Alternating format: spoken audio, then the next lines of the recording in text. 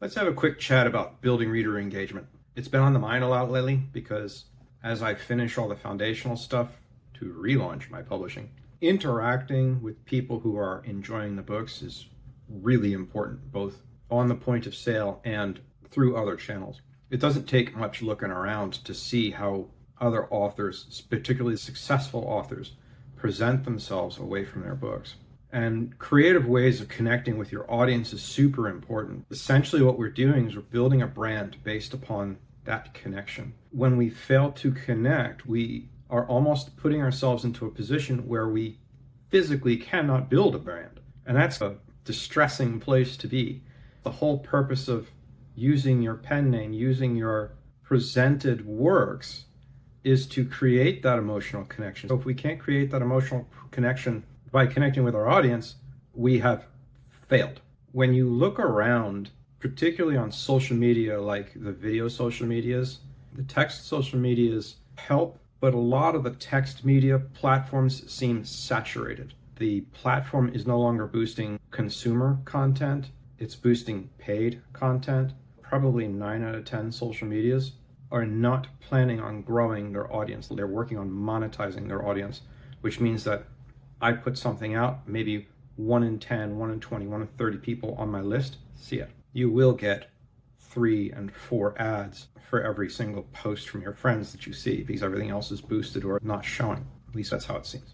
It seems like the video content does a much better job of connecting. The exception to the rule right now is probably X. I wanted to call it Twitter, but X presents authors and authors' articles fairly well on my feed. Some present the news, some interact on highly interactive posts. The presentation of our ideas and the connection that we as humans form is audiovisual mostly. What do I mean by our connection is audiovisual mostly? If you've ever met a movie star or a sports star, their faces and their voices are routinely broadcast. People who have never met them form deep emotional connections of familiarity. And then you meet the star, and the star has never seen you before. There is no emotional connection there. It takes a very special athlete, a very special actor, to be able to tirelessly do the extrovert thing where you're constantly meeting people.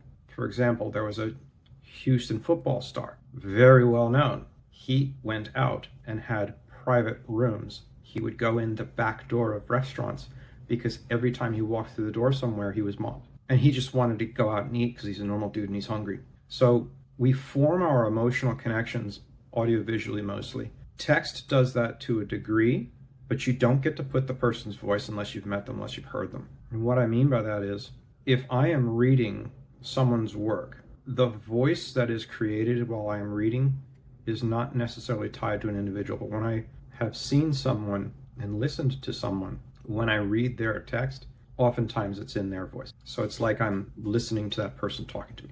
The video seems to create a nice connection, just the way human minds work. If you're doing a live stream where you're reading your book and interacting with readers, asking questions, or illustrating your next coloring book, you now have the ability to create potential reader engagement. Not everybody's going to like you, but if you have 30% of the people who come through like you, and you have 1,000 people poke their heads into your live stream at some point, that's a substantial number of people who probably like you, especially if it's 30% of 1,000. Some of the options that you can use and that I've considered recently to work engagement with our audience is the newsletter, because periodically I do things like this and expound my thoughts into the video realm. Our weekly newsletter does a pretty good job of making that connection. The issue you run into is that if you send them out too often, you're just an automatic unsubscribe. You have to strike that balance between overburdening and the other side of who the hell is this person and why are they sending me something? You don't want to be forgotten and you don't want to overburden. So something to keep in mind with a newsletter. Personally, I have never really done a very good job of establishing newsletters. I don't like doing newsletters. I have produced content for prior businesses and worked with a third-party newsletter. They would pull what they thought was interesting and we would distribute it to our reading list. The issue with that was it was not one of those products that you could repeatedly purchase. The email list naturally went dry. Something else I've looked at is like a virtual book club, sign up, get an early release kind of thing. I've considered that, and that's probably something I'm going to explore in the future. Creating a virtual book club where preferred readers receive early access. In the last audiobook series I finished, The Soldier's Life, written by a gentleman using the pen name Always Rolls a One. He is discussing a virtual book group through his Patreon. That's basically a sign up for fee, receive works early. And that's a great way to do it because avid fans become beta readers. Your beta readers see your work, and if you made a boo, they'll point it out and you can make the correction and credit that super fan. That is something that I like. I worry that I'm not suited to manage that kind of group. That might be something that I want to look at in the future, but it's probably a problem for future Doug, because building a virtual book group over a Patreon is not something I'm really good at managing. It's just not one of those situations that I thrive in. I've seen a lot of people doing things like social media challenges, and a social media challenge, by that interacting or writing a chapter. The Soldier's Life series has 4 books in it. The last chapter of the last book was a reader submitted backstory for one of the characters, and it was magnificent. I'm not sure if that was a social media challenge over the Patreon book group. It was submitted and credited to the fan who wrote the backstory for the character, because the character, he's a important supporting character, but he's not a character that's important enough to get his own backstory.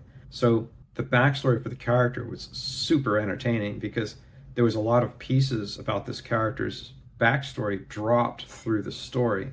This superfan wrote a chapter for the book that was eventually included, which is really cool. And I really enjoyed that section. An author I've seen does a lot of book and science fiction culture news. He includes some video games, but basically he has a subscription-based site for pop culture news. It's putting out 3 to 4 articles a day, I think it is. This author is reading the stories from his site. He has thousands of people watching each of his videos. The videos are 10 to 15 minutes long, and there's 3 to 4 of them per day. He reads the news story. By reading the news story, he's promoting the news platform, plus he's promoting his books in calls to action during his videos. And he's getting tens of thousands of people a day seeing each one of his videos. So then you turn around and you look at that call to action. If you get 1 out of 1,000 people buying your book, you're a bestseller. Building that kind of interaction is really important because you are feeding the machine. And by that I mean you have people who like you in your videos, who agree with how you are presenting your story. They go to your site, go to the store, and purchase your book. You have created your audience. And then the machine, in turn, replicates your audience. So that's a really important, smart way to do things. I think that's going to be successful, especially as time goes by and more content keeps coming out. It's a very top of the funnel kind of thing. We're collecting massive numbers of people who are exposed to you. Over time, people grow more accustomed to your voice.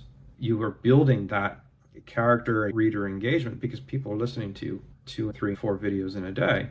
That's 20, 30, 40 minutes of somebody's life listening to the author speak about pop culture and agree or disagree with them. That is going to build the rapport and credibility because you've spent so much time listening to the person. I purchased, I believe, 2 of his books.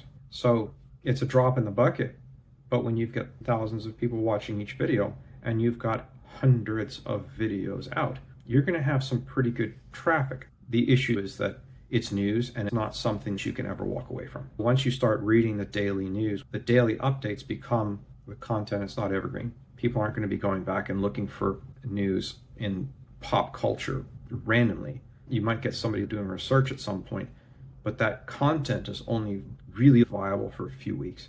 To stay relevant, you're within the week. So it's a constant treadmill that you need to keep up with. You need to continuously sprint to stay up with that kind of stuff because you're not creating anything evergreen in the news reading perspective. So there's pluses and minuses to the different ways that we can build reader engagement, be it via video clubs, special offers, or doing communities like news communities and building a common audience of people who like and agree with you personally. How we present it and how we connect with our audience is super important. It can't be a fake it till you make it kind of thing. If you try to fake it until you make it, you've been faking it for so long And suddenly people are going to realize, "Gee, this person is faking it," or you get tired of faking it. You really have to decide and determine what kind of reader engagement best matches you. So the newsletter, for example, I had mentioned that I'm not particularly good at writing newsletters. I physically don't enjoy it.